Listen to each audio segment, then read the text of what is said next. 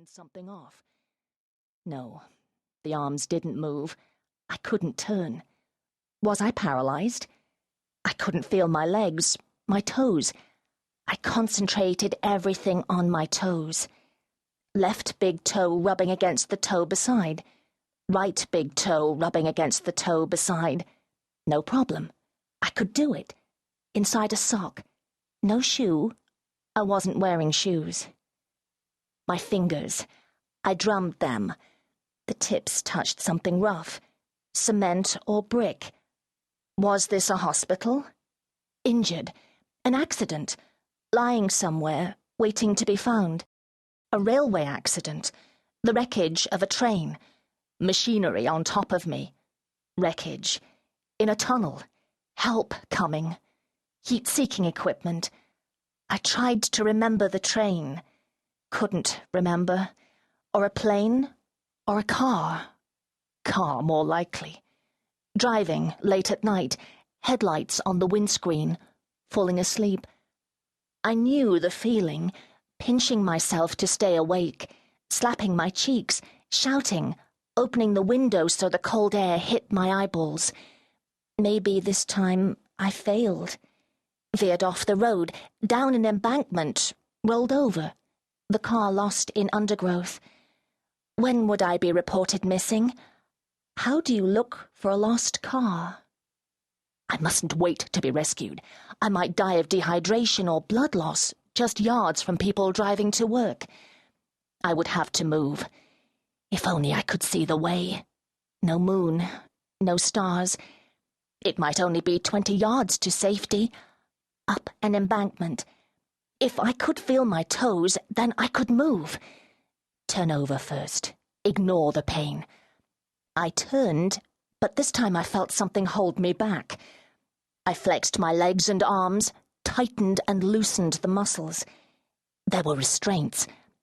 Over my forearms and just above my elbows. My ankles and thighs. My chest.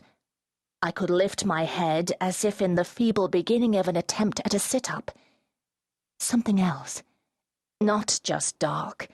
It was dark, but not just that. My head was covered. Think clearly. There must be a reason for this. Think. People in prison were restrained. Not relevant. What else? Patients in hospitals can have restraints placed on them in order to prevent them harming themselves. Lying on a stretcher.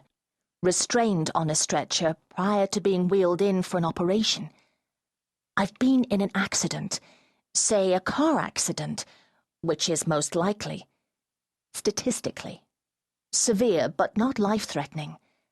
Any sudden movement could cause, and the phrase came to me out of nowhere, severe internal bleeding. The patient could fall off the stretcher. It's just a matter of waiting for the nurse or the anesthetist. Perhaps I had been given the anesthetic already, or a pre-anesthetic, hence the vacancies in my brain. Strange quiet. But you do hear of people in hospitals lying around on stretchers for hours, waiting for a free operating room.